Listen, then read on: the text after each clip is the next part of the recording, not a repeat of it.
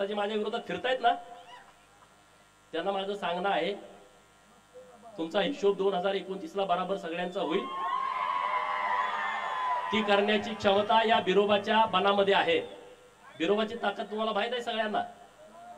गोपीचंद एकटा कसा फिरतोय रे राज्यभर, बिरोबाची ताकद आणि आशीर्वाद आहे, माकुबाईचा आशीर्वाद आहे। बिरोबाचा आशीर्वाद असल्या कारणानं प्रस्थापितांच्या छाताडावरती गोपीचंद थाया थाया नाचतो आणि त्याची मला फिकीर कधी वाटत नाही, त्याचा मला कधी पश्चाताप वाटत नाही। हे मीडियामध्ये दिवसभर चालतं, मी बघत पण नाही माझ्या विरोधात कोण बोलतंय। मी कोणाची भाषण पण ऐकत नाही, मी कोणाचं भाषण आयुष्यात ऐकत नाही, त्यामुळं मी असलं टेन्शन घेत नसतो। मला जे बोलायचं ते मी बोलतो आणि ते मी मागे घेत नाही। आणि त्यामुळे कुठला विषय, अरे आता मला संदीप बाबांनी मागाशी सांगितलं, मी बोललो ही गोष्ट खरी आहे की अमुक अमुक यांची तुम्ही औलाद आहे असं मला वाटत नाही। अरे पण तुम्ही त्याचा गैरअर्थ का घेताय? पूर्वी लोक दत्तक पण घेत होती ना जुन्या काळामध्ये। मला वाटलं त्यांच्यासारखा हा नाही म्हणजे ह्याला काही दत्तक वगैरे घेतला का? पहिली भांड्याव बिंड्याव द्यायची माणसं माहिती तुम्हाला? हा, आपल्या घरात आई आजी सांगते याला भांड्यावरती घेतलाय, अमुक केलंय तमुक केलंय, तो यांच्या मागे फिरत फिरत आला होता म्हणून आम्ही घेतलाय। आपल्या गावात कितीतरी अशा स्टोर आहेत, गावात हे तुला कुणी काढलाय सहज म्हणते ती माणसं, म्हणतात की नाही हे तू कुणाची औलाद आहे रे, तुला काय असं करतो, सहज गावात बसल्यावर दिवसातनं 1000 वेळा लोक बोलतात, 1000 वेळा। मी एकदा बोललो का असं रान तापतंय महाराष्ट्रामध्ये, म्हणे ह्याची संस्कृती खराब आहे। अरे जो बिरोबाचा भक्त आहे त्याची संस्कृती खराब असू शकत नाही। जो अहिल्यादेवीचा वारस आहे तो महाराष्ट्रातला कुठला पोरगा खराब असू शकत नाही। तुमच्या नांग्या ठेचतोय म्हणून मी खराब आहे आणि तुमच्या नांग्या मला ठेचायच्याच आहेत। आता ज्यांचा आरक्षणाचा लय कळवळ आलाय, जे ते उठतोय म्हणतोय धनगर आरक्षणाला आमचा पाठिंबा आहे, धनगर आरक्षणाला आमचा पाठिंबा आहे। तुमच्या बापाचं पत्र घेऊन द्या की रे, देवाभाऊकडे नेऊन द्या की आमचा धनगरांचा पाठिंबा आहे। इकडे धनगरांचं आंदोलन चालू झालं, तिकडे त्याच दिवशी आदिवासी कसं काय आंदोलन करतात रे? कोण आहे त्यांच्या मागं? कोण आहे त्यांच्या मागं? इकडे आंदोलन सुरू झालं, तिकडे ते 5-25 गोळा झाले, धनगरांना घुसू देणार नाही। कोण करतंय? कुणाच्या जवळची ही माणसं आहेत? आणि इकडे तुम्ही आम्हाला सांगता का रे आरक्षणाचं? धनगर आरक्षण मिळवण्यासाठी धनगर सक्षम आहे आणि तो मिळवेल, ना उमेद होऊ नका, नाराज होऊ नका। अनेक अडचणी त्यामध्ये ज्या गोष्टी उघड बोलता येत नाहीत, परंतु जे संविधानानं आहे ते मिळवल्याशिवाय या महाराष्ट्रातला धनगर शांत बसणार नाही। आणि ते करत असताना ओबीसीच्या चळवळीला पाठबळ देईल, मराठा समाजाच्या विरोधामध्ये आमची भूमिका नाही, ही काळ्या दगडावरची पांढरी रेघ आहे।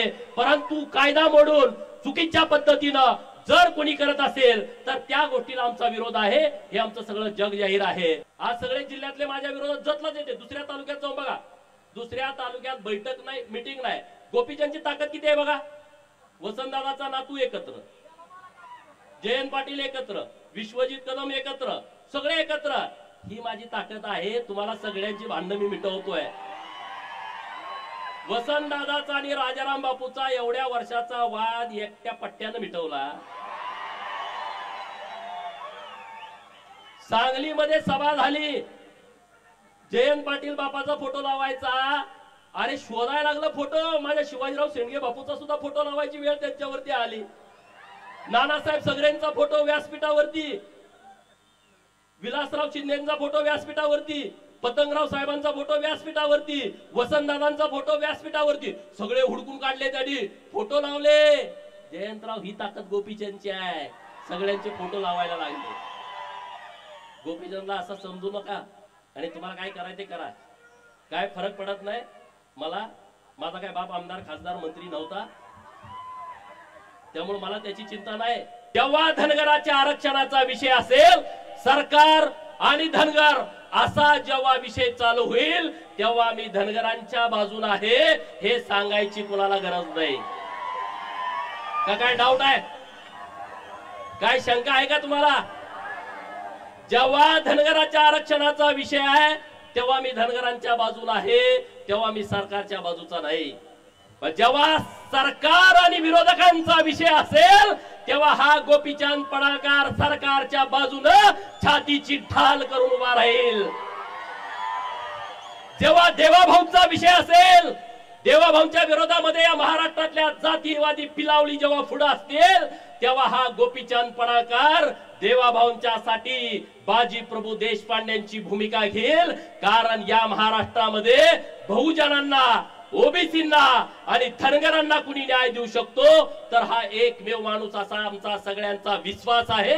आणि देवाभाऊंनी तो विश्वास आमचा सार्थ ठरवावा आणि धनगरांच्या पोराच्या हातामध्ये एसटीचा दाखला द्यावा, ही एकमेव आमची मागणी आजच्या मेळाव्याची सरकारकडे आहे। कितीतरी मोर्चे माझ्या विरोधात झाले आणि ते म्हणले याची आमदारकी घालवा। अरे म्हटलं काय आमदारकी काय, कुठला काय तुमच्या उकरड्यातला काय खचरा आहे का रे? आमदारकी काय तुमच्या परड्यातला भाजीपाला आहे का? जात विधानसभा मतदारसंघातल्या मायबाप जनतेने मला निवडून दिलाय, त्यांना तो अधिकार आहे।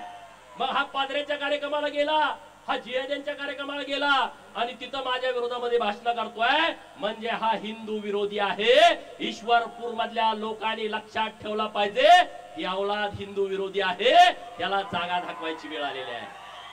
बरोबर की नाही? अरे पण तुम्ही मला भीती दाखवताय, कोणाला भीती, कोणाला दाखवताय? गोपीचंद पडळकरला। तुम्ही माझ्या डोक्यात जाण्याचा प्रयत्न करू नका। मला ज्यांना ज्यांना वाटतंय गोपीचंद पडळकरच्या डोक्यात जायचंय त्यांच्यासाठी मी एक वाक्य म्हणतो, don't ever try to get inside my head, don't ever try to get inside my head, it's dark for you. तुम्ही जर माझ्या डोक्यात जाण्याचा प्रयत्न केला तर ती तुमच्यासाठी काळी कुट्ट अंधाराची रात्र असेल, हे लक्षात ठेवा। अरे सांगलीमध्ये म्हणले महाराष्ट्र संस्कृती बचाव सभा आणि मला आई म्हणून शिव्या देत होते। मला ते गोप्या गोप्या म्हणले का नाही सांगा? कुठल्या टीव्ही वरती ह्याच्यावर चर्चा झाली का? एक विधानसभेचा आमदार ज्याला 40,000च्या मतांनी निवडून दिलाय त्याच्या विरोधामध्ये हे शिव्या देत आहेत, हे गोप्या गोप्या म्हणतायत। कुठं डेबिट झालं नाही, कुठं तिथं असा स्पेशल रिपोर्ट झाला नाही, म्हणजे ह्यांना हे मान्य आहे। मला गोप्या म्हणलाय ना, मला म्हणू दे रे, मी एकदम सामान्य घरातला पोरगा आहे, मला गोप्या म्हणला काय आणि काय म्हणला मला त्याचा फरक पडत नाही। मग मी तुला जनत्या म्हटलं तर चालेल का? चालेल का? मी म्हणणार नाही, पण असं म्हणलं तर चालेल का? अरे त्या जयंत्याला माझं चॅलेंज आहे, माझे हात आणि पाय तोडायची तुम्ही भाषा सांगलीमध्ये केली। ते वाळव्याचं कुत्र म्हणत होतं की त्याला पोरं हुडकायला चालले, त्या जयंत्याला आणि त्या वाळव्याच्या कुत्र्याला मी आवाहन करतोय बिरोबाच्या बनातनं, तुम्ही जर जातीवंत पाटील असाल तर उद्या दुपारी प्रेस घेऊन जयंत्या पाटील आणि तो वाळव्याचा कुत्रा मला टायमिंग देईल, टायमिंग। अरे बघा मीडियावाल्यांनो, मित्रांनो, हे बघा माझं काय चाललंय, हे वाघ बघा।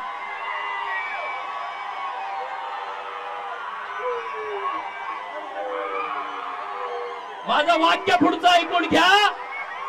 जयंत्या आणि वाळव्याच्या कुत्र्यानं उद्या मुंबईमध्ये, सांगलीमध्ये प्रेस घ्यायची आणि त्यांनी सांगायचं गोपीचंद पडळकरला ईश्वरपूर मध्ये यायचं की वाळव्यात यायचं, दिनांक, वार आणि वेळ मला सांगा, मी तिथं येतो। बरोबर ना? माझ्याकडे पोरं यायची गरज नाही रे, ती तुमच्यात हिंमत नाही डरपोकानो, पण मी तुम्ही सांगाल तिथं येतो, हे मला तुम्हाला सांगायचं आहे। जायचं ना? जायचं का? मीडियावाल्यांना माझी विनंती आहे, त्याला सांगा असं गोपीचंदला बदनाम करून भीती घालून गोपीचंद थांबणारा माणूस नाही आहे। गोपीचंद फकीर माणूस आहे ना, मला आगे ना पीछा। तुम्ही मला किती जरी बदनाम करण्याचा प्रयत्न केला तर मी घाबरत नसतो। अरे मेरे जैसा बनने की तुम छोड़ दो, अरे मेरे जैसा बनने की तुम छोड़ दो, क्योंकि शेर पैदा होते हैं बनाने नहीं जाते। बरोबर ना? कुत्री अशी गोळक्याने येतात. मगाशी संदीप बाबा म्हणले ती शिकारी कुत्री नाही, ती गावठी कुत्री आहेत.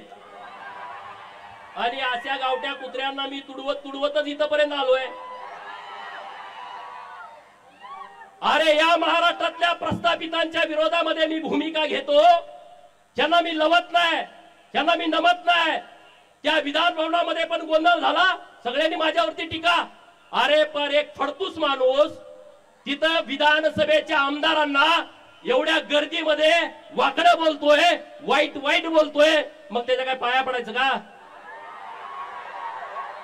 त्या तज्ञांनी त्याच्यावर मतच व्यक्त केलं नाही. हे महाराष्ट्रातले तज्ञ स्वतःला समजतात ना, घरात त्यांना बायका जेवायला देत नाहीत, पण ते तज्ञ असतात.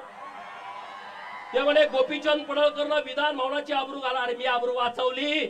एका आमदाराला कोणतर फडतूस माणूस ज्याचा पुढाऱ्यांना बाया पुरवायचा धंदा आहे तो माणूस वाकडं बघत असेल? गोपीचंदला बदनाम केलं तर बहुजनांची चळवळ बदनाम होईल. बऱ्याच लोकांना त्यांनी हाताशी धरलंय, पण माझ्या विरोधात बोलायचं धाडस होईना. बोललं का पोरं चुपून काढतेत म्हणून बोलू नये. माझ्या विरोधात खूप बोलायचंय, खूप गड्यांना माझ्या तोंडावर गोड गोड बोलते. साहेब साहेब साहेब मला माहित आहे, अरे मी विरोबाचा भक्त आहे, मला येणाऱ्यांची मानसिकता कळते, मानसशास्त्र माझं खूप चांगलं आहे. माझ्या जवळच्या पोरांना माहित आहे, रोज माझ्याकडे एवढी लोक येतात शेकडो. पुढचा माणूस काय काम घेऊन आला असेल मी आधी माझ्या पियाला सांगतो ह्याचं हे काम असू शकतं. आणि त्यामुळं त्यांना गोपीचंदला डॅमेज करायचं आहे, गोपीचंदला बदनाम करायचं आहे. गोपीचंद हा वैयक्तिक विषय नाही आहे, कारण त्यांना माहित आहे की हा सगळ्या लोकांना जागा करतो.